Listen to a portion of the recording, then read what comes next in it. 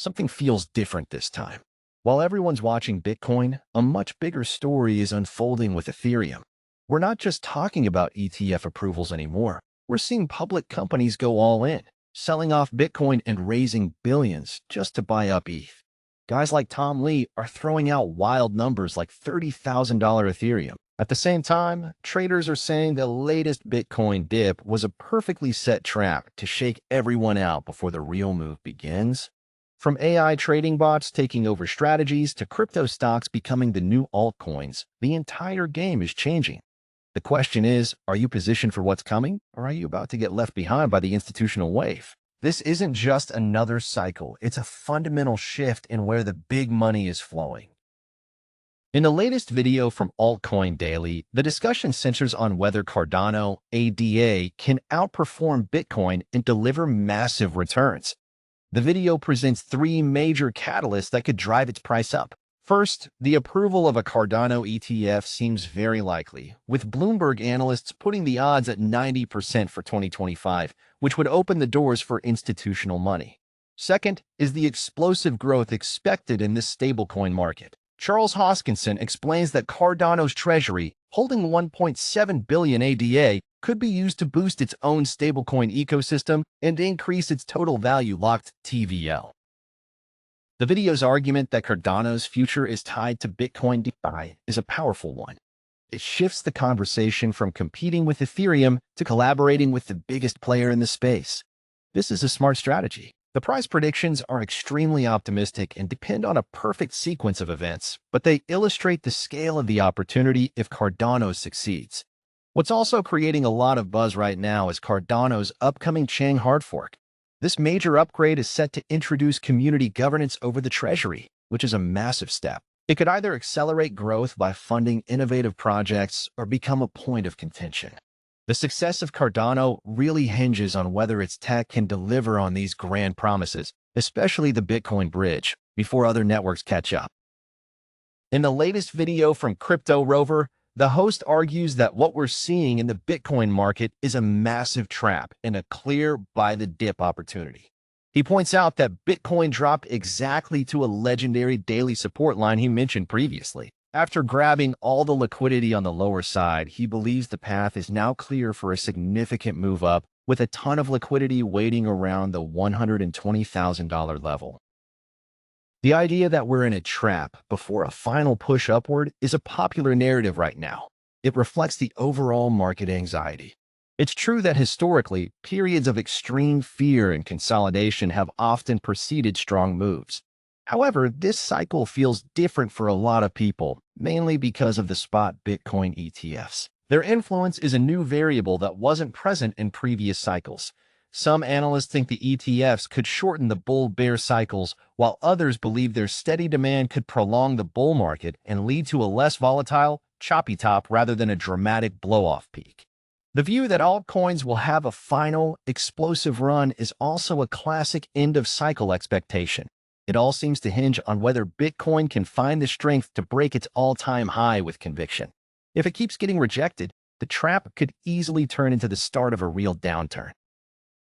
In the latest video from the Crypto Tips channel, we get a balanced look at the growing trend of companies adding Bitcoin to their balance sheets. It all started with MicroStrategy's bold move in 2020, and now, as of July 2025, between 134 and 145 companies hold about 855,000 Bitcoin, which is roughly 4% of the total supply. MicroStrategy is the giant in the room, holding 597,000 Bitcoin, over 70% of all corporate-held Bitcoin. The video does a great job separating the serious, high-conviction players like MicroStrategy from the marketing-driven adopters. In my view, this distinction is everything.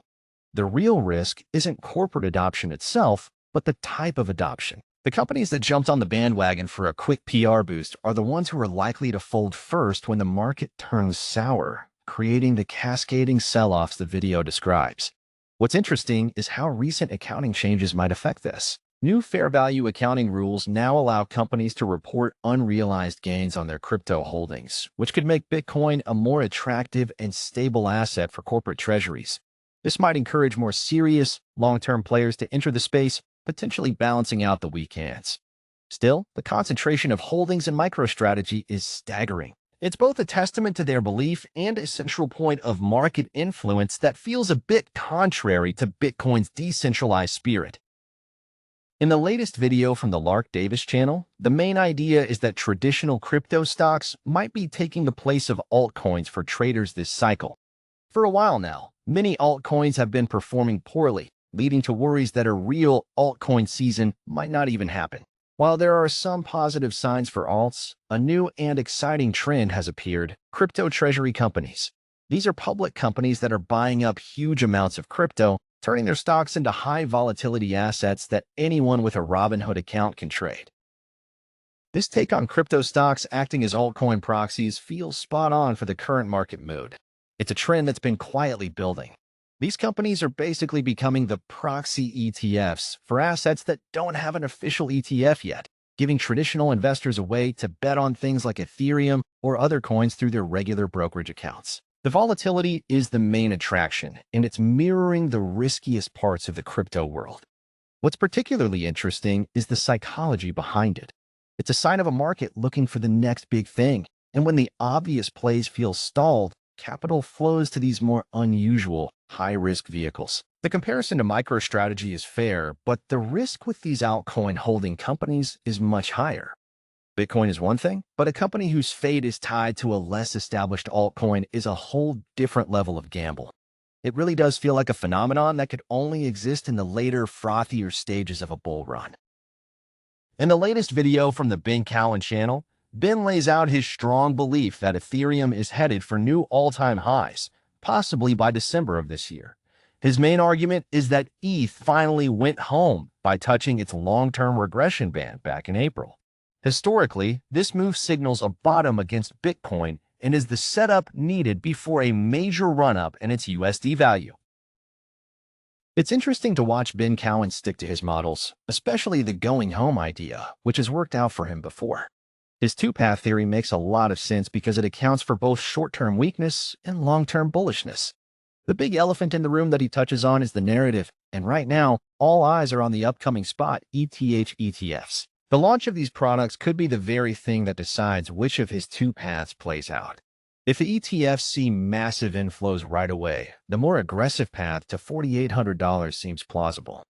If it's a slower start or a sell the news situation, then his Tesla-like scenario of a pullback first feels more realistic. The comparison to a tech stock like Tesla is a creative way to map out a potential future, but the crypto market often moves to its own beat. The next couple of months should show us if the ETF launch provides enough fuel to skip the deeper pullback he's preparing for. In the latest video from Coin Bureau, Nick breaks down a massive shift in global wealth, with a record 142,000 millionaires expected to change countries this year. The biggest surprise isn't who's gaining, but who's losing. For the first time, the UK is set to lose more millionaires than any other nation, including China, with a projected outflow of 16,500 people, taking about $92 billion with them. The video explains that this isn't just about income tax. It's more about safety, stability, and avoiding taxes on existing wealth, like capital gains and inheritance. The video does a great job of framing this as a story about power dynamics, not just numbers on a page. It's interesting to see the narrative being pushed so hard, especially by firms that directly profit from citizenship by investment programs. While the exodus from countries like the UK is real, the idea that it's a national catastrophe seems a bit exaggerated. These reports often create a self-fulfilling prophecy. They generate scary headlines that motivate more wealthy individuals to seek out the services of these very firms. What's often missed in the winner and loser country narrative is the effect on the cities that attract this wealth, like Dubai or Miami. The massive influx of capital can supercharge local economies, but also drastically increase the cost of living and inequality, pushing out long-term residents. The real story might not be countries losing, but specific cities becoming exclusive playgrounds for the global elite. In the latest video from the Crypto Banter channel, the host shares a major change he's making to his bull market strategy, a lesson learned from watching people lose everything in past cycles. He says the biggest destroyer of profits isn't the market, but our own human emotions, which cause us to buy high and sell low. To fight this, he's now committing to a strategy that takes his feelings out of the equation, using AI and trading bots. The strategy of using trading bots, particularly grid bots on a platform like Pionex, is a pretty popular approach in the crypto community. The logic is solid. Automate trading to capture volatility and remove emotion. The idea that you can profit from sideways chop is appealing, especially when the market feels stuck. However, I think it's worth remembering that these aren't set and forget money printers. The biggest challenge is setting the right range. If the price of Bitcoin or Solana suddenly breaks way above or below the grid you set, the bot just stops trading and you're left holding a leveraged position, either missing out on a big move or sitting on a loss. Also, while grid profits can accumulate, a sharp market drop can still lead to a significant unrealized loss on the underlying asset that outweighs those small gains. It's a tool, and like any tool, its effectiveness really depends on how well you use it and manage the risks involved. In the latest video from Crypto Casey, she covers the recent Bitcoin pullback to around the $115,000 mark, noting that as long as it closes the week above $12,000, the trend remains bullish. The overall market sentiment is extremely positive, partly thanks to a U.S. Treasury Secretary tweet calling this the golden age of crypto. Despite the Fed holding interest rates steady for now, a weak jobs report from July, which showed only 73,000 new jobs, is increasing the likelihood of future rate cuts. According to the CME FedWatch tool, there's now an 80% chance of a rate cut by the September 2025 meeting. This bad economic news is seen as good news for crypto, as it pressures the Fed to fire up the money printers, and big institutions are already taking advantage by buying up ETH and Solana on the dip. It's pretty wild to see such a dramatic shift in tone from the SEC. For years, the crypto community has viewed the agency as a major obstacle, but Project Crypto, as described in the video, sounds like a complete 180. If this framework gets implemented, it could remove a lot of the uncertainty that has kept big money on the sidelines. The part about reaffirming the right to self-custody is particularly interesting, as it directly addresses a core fear within the community about government overreach. This regulatory clarity, combined with the macroeconomic backdrop of potential rate cuts, really does set the stage for what could be a very explosive period for digital assets. It feels like the industry is moving from a phase of speculative uncertainty to one of foundational integration with the traditional financial system. In the latest video from The Modern Investor, the host explains that we're seeing the start of an altcoin season, driven by a huge wave of institutional money. Over just 1 week, 54 public companies scooped up 8,434 Bitcoin, seeing it as a safe place to put their money as faith in the US dollar wanes. The conversation then shifts to Ethereum, which is getting a lot of attention.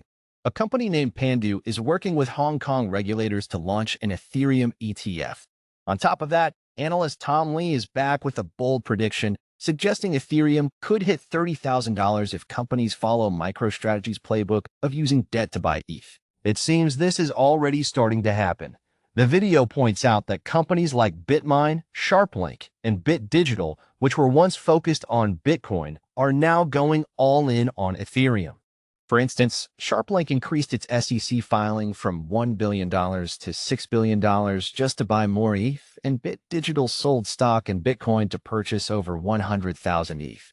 With a third of all Ether already being staked and this number expected to grow, the available supply is shrinking fast. The host believes this institutional rush could push ETH to $15,000 this cycle and potentially $30,000 by 2028 or 2029, much quicker than many anticipate. The video really captures the feeling that a major shift is underway. It's not just hype anymore. The institutional dominoes are starting to fall, and they're falling hard for Ethereum. The host's speculation about the US SEC dragging its feet feels particularly on point, but the game completely changed with the recent approval of spot Ethereum ETFs in the US. That approval wasn't just a small win, it was a green light for a flood of institutional capital. We're now seeing that the interest isn't just about holding the asset, but also about the yield from staking. Big players aren't just buying ETH, they're looking to put it to work. This makes the supply squeeze mentioned in the video even more of a real possibility, potentially creating a much more aggressive price movement than we saw with Bitcoin's ETFs.